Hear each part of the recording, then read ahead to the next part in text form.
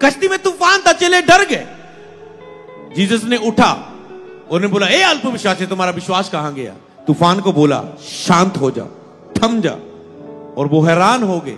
जब तूफान थम गया, आंधियां, लहरें, सुनामी वो थम गई, तो उसने, चेले हैरान हुए, कहते ये कौन है कि आंधी और तूफान भी इसका कहना मानते हैं? क्योंकि परमेश्वर ही है जिसकी सारी कुदरत कहना मानती है, जो मुर्दों को जिला सकता है, केवल वो यीशु मसीह है, क्योंकि वो परमेश्वर है। इसलिए आंधी और तूफान भी उसका कहना मानते हैं। क्योंकि नेचर कौन बनाता है? नेचर परमेश्वर के हाथ में।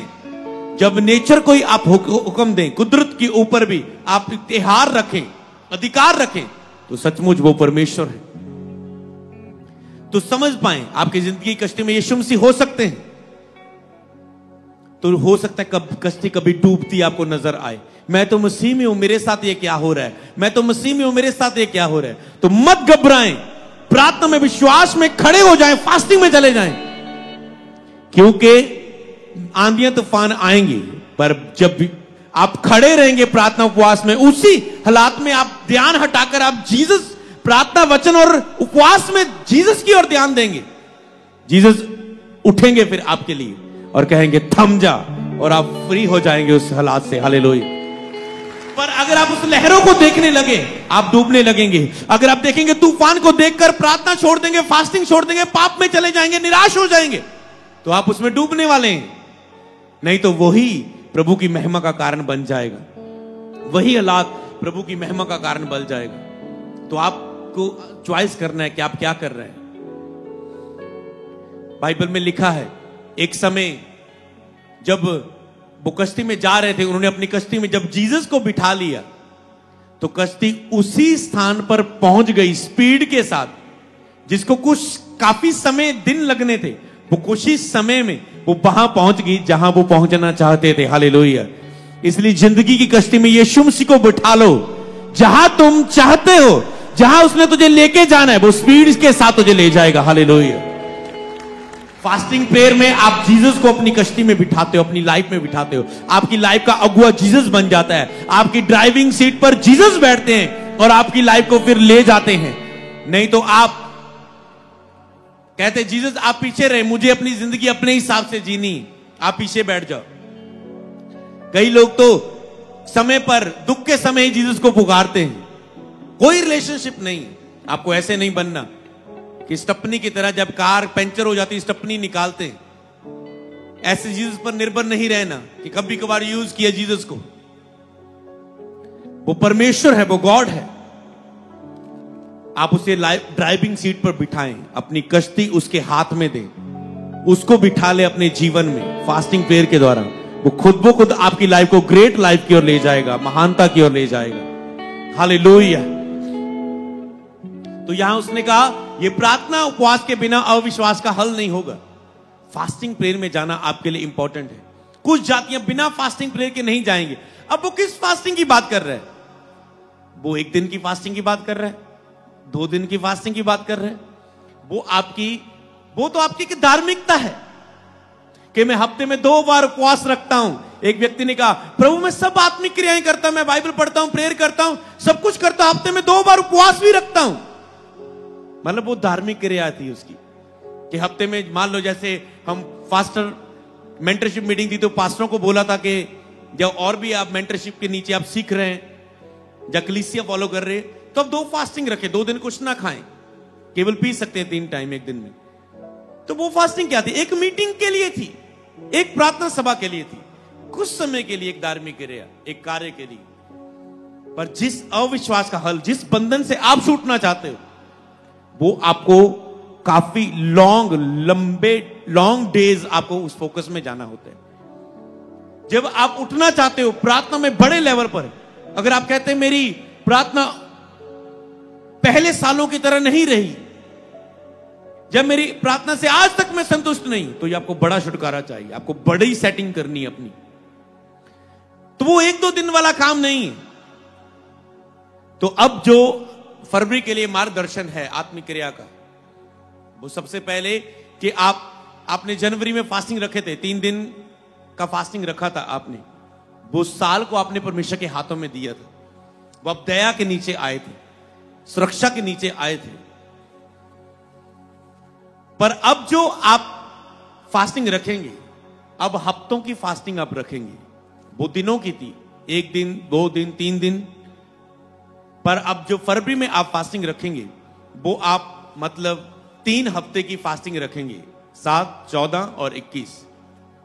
3 हफ्ते में 21 दिन पूरे होते हैं। 3 हफ्ते की फास्टिंग रखेंगे आप। कल से आप पहला फास्टिंग रखें।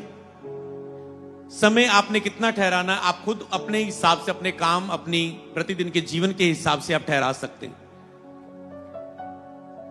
मतलब जो सीरियस है अपने छुटकारे के लिए, उठना चाहते हैं आत्मिक क्रियाओं में, तो छोटी मोटी कोशिश से आज एक फास्टिंग रख ले। आज मेरी फास्टिंग का, इससे छुटकारा नहीं है, इससे बड़ी प्रेयर लाइफ नहीं है, इससे पे परमेश्वर की उपस्थिति, अभिषेक, सामर्थ कुछ बड़ा नहीं है।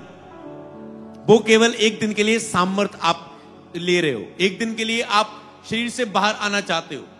आपको लॉन्ग टाइम एक ही स्पिरिट में रहना होगा अगर आप बिग डिलीवरेंस चाहते हैं। जो छुटकारे में चल रहे हैं, जो कहते हैं सब कुछ सेट है, अगर आप स्ट्रांगली बढ़ना चाहते हो अपनी प्रेयर लाइफ में, अपनी बाइबल रीडिंग में, भेदों में जाना चाहते हैं, प्रकाशनों में जाना चाहते हैं, कुछ बड़ा देखना चाहते हो, कुछ उठना चाहते हो, अपनी संतुष्ट होना चाहते हैं अपनी आत्मिक क्रियाओं में। बहुत से लोग आते हैं, मैंने देखा लोग प्रार्थना के बिना दुखी हैं, डिप्रेशन में, चिंता में, घबराहट में। मैं प्रेयर नहीं कर पा रही हूं पास्टर, मैं प्रेयर नहीं कर पा रहा हूं, मेरा प्रार्थना वाला जीवन इतने महीने हो गए कोशिश करते हुए, पर अब तक मुझे वैसा प्रार्थना का जीवन नहीं मिला जैसे मैं चाहती हूं, जैसा मैं चाहता हूं। तो ये 1-2 दिन वाला काम नहीं है, 21 दिन फास्टिंग में जाएं। हालेलुया। आप हल को, मैंने कहा 21 दिनों के अंदर आप छुटकारे को पाएंगे। शारीरिक क्रियाओं से आत्मिक क्रियाओं में आप उठेंगे यीशु के नाम में। जो लेहन आपके लिए हुए हैं, मैं उसका आने वाले महीनों में असर देख रहा हूं। हालेलुया। वो आपको उठा रहेंगे। आज सारे लेहन कंप्लीट हो जाएंगे। आज लास्ट है कि जो सभी जिलों के लोग बाकी रह गए थे, उस समय नहीं आ पाए अपनी बारी में, आज कंप्लीट हो जाएगा।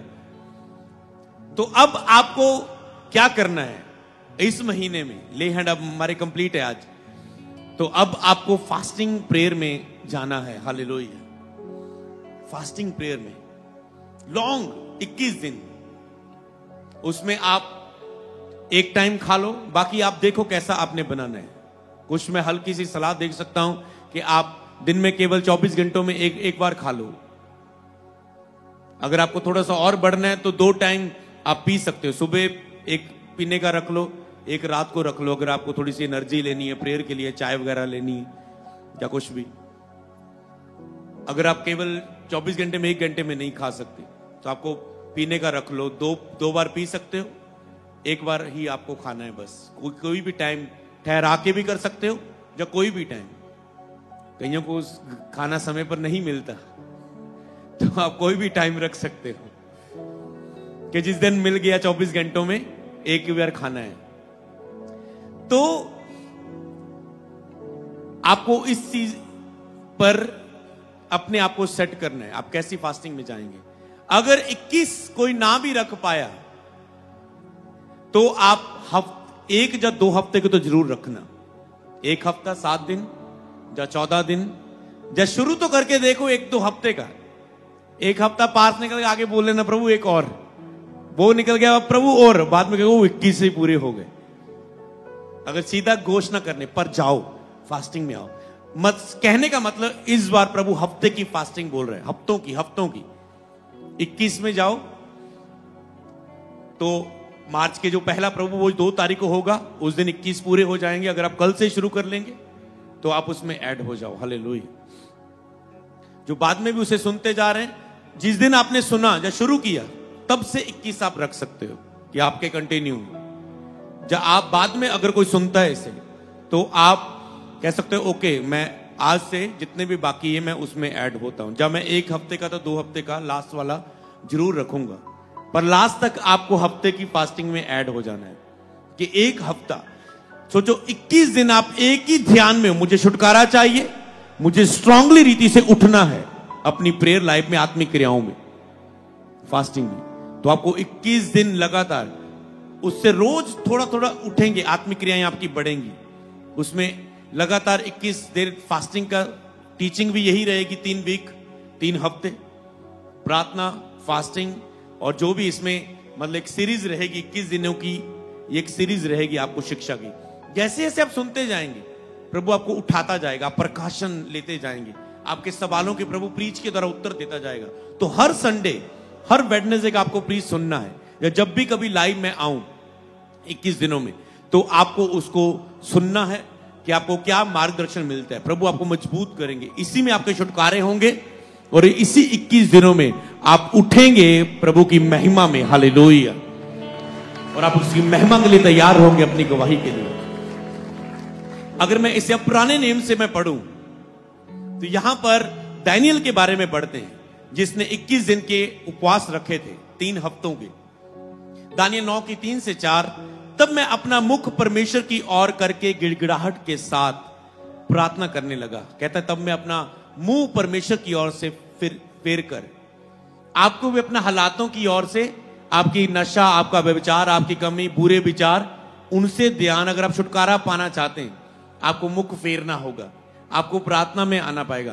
प्रार्थना के बिना कोई बुरे विचारों से, बंधनों से छुटकारा नहीं है, दुष्ट आत्माओं से, बीमारियों से, प्रार्थना के बिना, उपवास सहित प्रार्थना के बिना। और मैं प्रार्थना करने लगा, तब उपवास कर टाट पहन राख में बैठकर वरदान मांगने लगा। यहां पर कोई वो संकट में जीवन लेने की मरने वाला नहीं है, बचाव के लिए नहीं, वो परमेश्वर से वरदान, उत्तर पाने के लिए, राजा का उत्तर देने के लिए, अपनी लाइफ में जो विजन, वो दर्शन उसके है, परमेश्वर से वो प्राप्त करना चाहता है, आवाज को प्राप्त करना चाहता है परमेश्वर की। फास्टिंग प्रेयर में आप परमेश्वर की आवाज को प्राप्त करते हैं। जब फास्टिंग प्रेयर में आप आराधना में जाते हैं, आराधना में आप प्रभु की आवाज को प्राप्त करते हैं। परमेश्वर को कभी किसी ने नहीं देखा, बाइबल में लिखा है, वो आत्मा है, हम उसे सुन सकते हैं, लेकिन उसको नहीं देखा, पर हम उसे सुन सकते हैं। कैसे? आराधना में हम परमेश्वर की आवाज को सुन सकते हैं। वो हमारी आत्मा में बात करता है, वचन के द्वारा हमारे से बात करता है, प्रकाशन के द्वारा हमसे बात करता है, रेमा वचन देके हमसे बात करता है, स्वप्न के द्वारा हमसे बात करता है। परमेश्वर से हम सुन सकते हैं अपनी आत्मा में उसकी आवाज को। उपवास कर टाट पहन राख में बैठकर वरदान मांगने लगा। उसने मुंह फेरा, इसलिए अपना फोकस आपको हटाना होगा।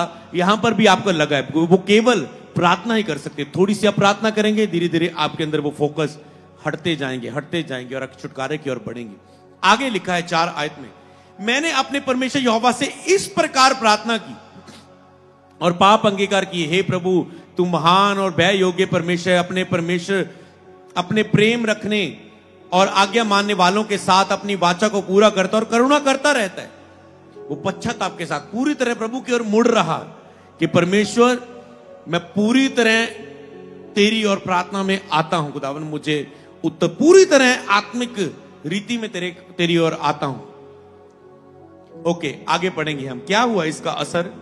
10 की 2 से 5 तक, दानियल 10 की 2 से 5, उन दिनों में दानियल 3 सप्ताह तक शोक करता रहा। वो 3 हफ्ते तक, मतलब 21 दिन तक वो उपवास करता रहा, 3 हफ्ते तक उसी में रहा। तो जब सोचो, दानियल जो दिन में 3 टाइम प्रार्थना करने वाला व्यक्ति, जब उसे कुछ दर्शन, स्वप्न के बारे में, राजा के हल के बारे में, या उसने कुछ दर्शन प्रभु से प्राप्त करना था, उसने 21 फास्टिंग में जाने का फैसला लिया। जो 3 टाइम ऑलरेडी करने वाला, प्रार्थना करने वाला व्यक्ति दिन में, सोचो तो आपको कितना करने की जरूरत है। वो 3 सप्ताह तक शोक करता रहा। उसने, वो ये भी कह सकता कि प्रभु मैं 1-2 दिन, 3 दिन, 4 दिन, बस जब तक टोटली आप शरीर से बाहर नहीं आ जाते, प्रभु आपसे बात नहीं कर पाते। समझ पाए? प्रभु आपको वचन नहीं दे पाएंगे, आपके लिए छुटकारे का वचन, रेमा वचन जो होता है, जो आपको पता है मेरे लिए आया ये प्रभु की ओर से, ये बाइबल से मुझे मिला है, अब मुझे पता है मेरी गवाही बन जाएगी। जब तक आप शरीर में, आप प्रभु की आवाज नहीं सुन पाएंगे। इसीलिए फास्टिंग प्रेयर में जब आप लॉन्ग टाइम जाते हैं, आप शरीर से बाहर आते हैं, आपका बाहरी शरीर मिटता जाता है, आपका अंदरूनी आत्मा नया होता जाता है, आपकी अंदरूनी आत्मा नया होता जाता है प्रभु से सुनने के लिए। फिर आप सुन पाते हैं। जैसे अब्राहम तो प्रभु ने कहा मेरी उपस्थिति में चलता जा और सिद्ध होता जा। कितना समय वो सिद्धता की और खड़ा रहा, बड़ा रहा। प्रभु ने मेरे उपस्थिति में चलता जा, 1-2 दिन नहीं, चलता जा और सिद्ध होता जा। प्रभु बोलेगा प्रभु कब बच्चा देगा, इतने साल हो गए। वो कहता चलता जा, सिद्ध होता जा। जैसे अब्राहम सिद्धता की ओर बढ़ता गया तो वो दूतों को देख पाया। परमेश्वर ने दर्शन दिया और वो उस समय देख, पहले भी दूत आ रहे होंगे पर वो देख नहीं पा रहा था।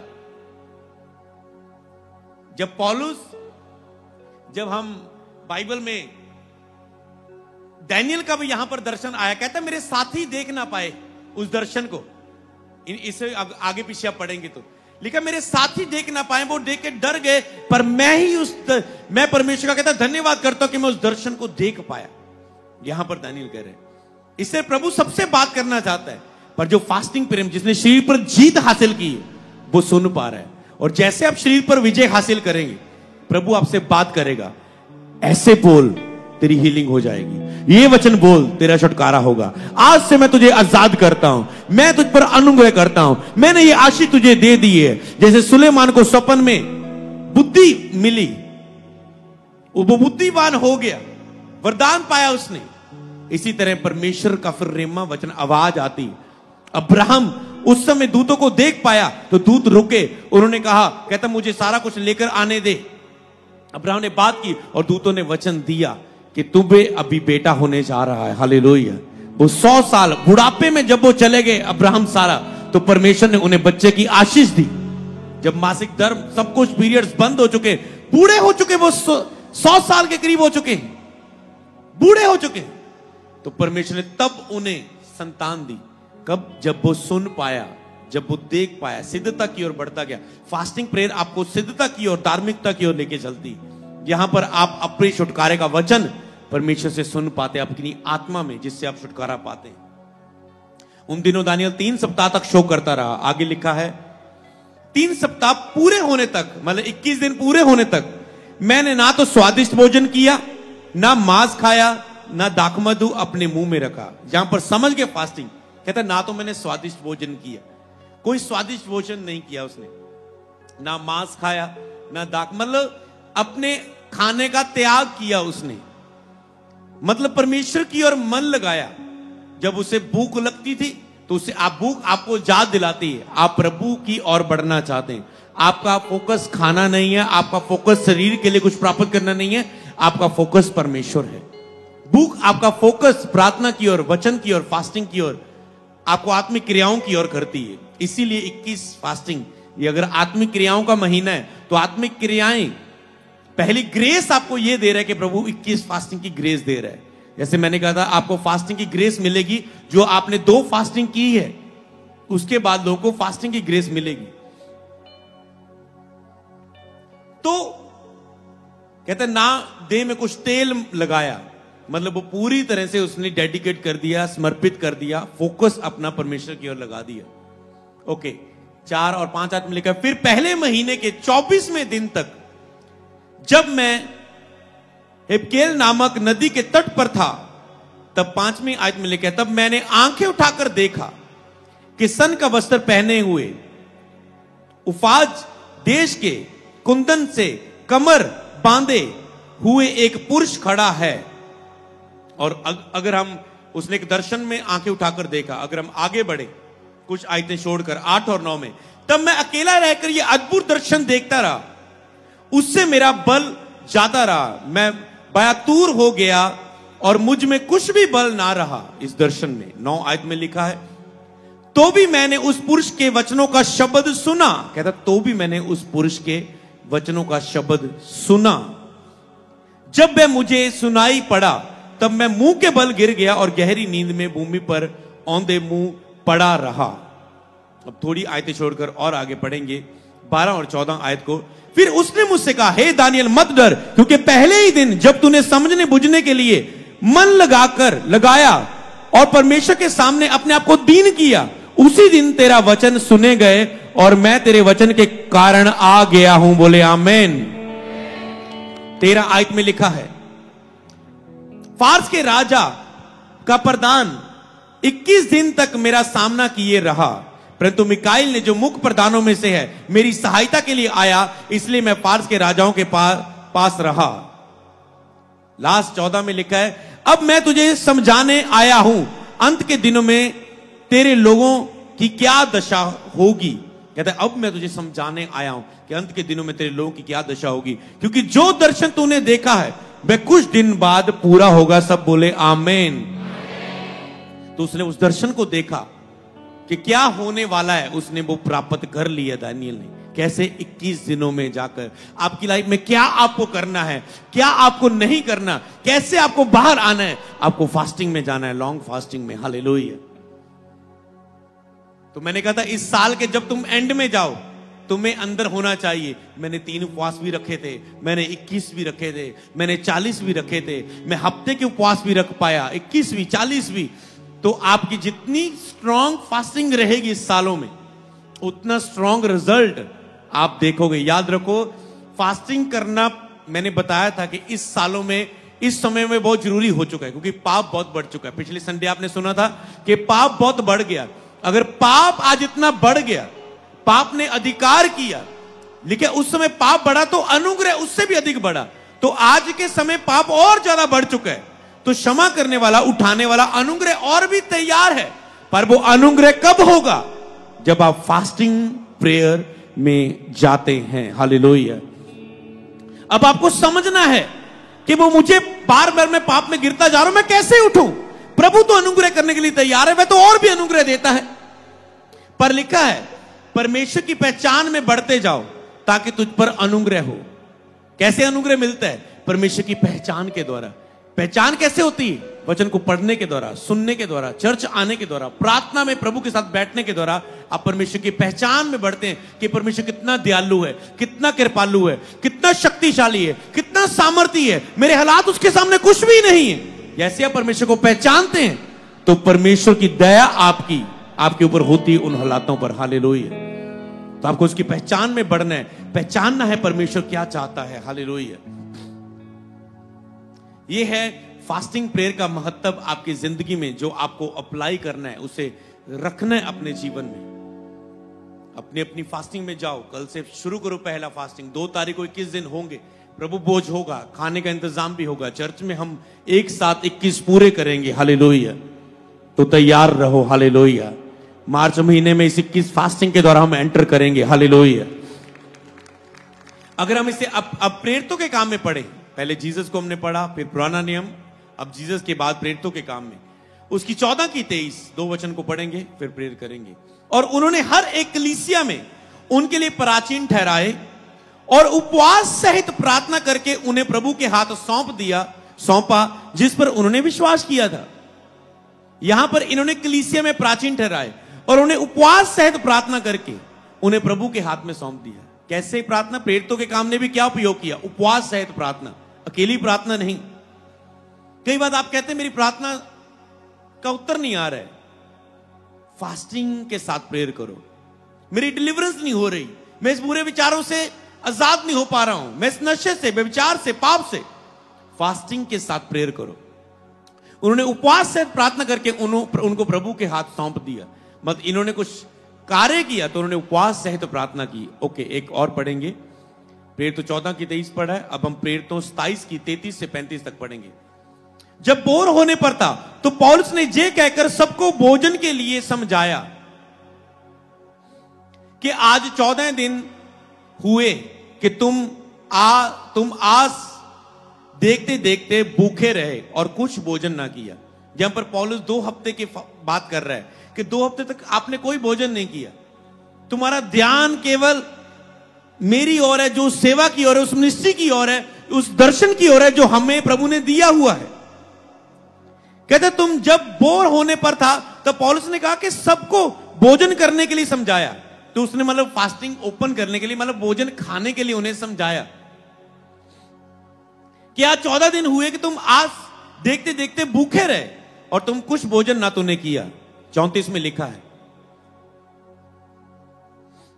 इसलिए तुम्हें समझाता हूं कि कुछ खा लो जिससे तुम्हारा बचाव हो, क्योंकि तुम में से किसी के सिर का एक भी बाल ना गिरेगा। हालेलुया। कहता अभी कोई चिंता करने की बात नहीं, परमेश्वर हमारे साथ है।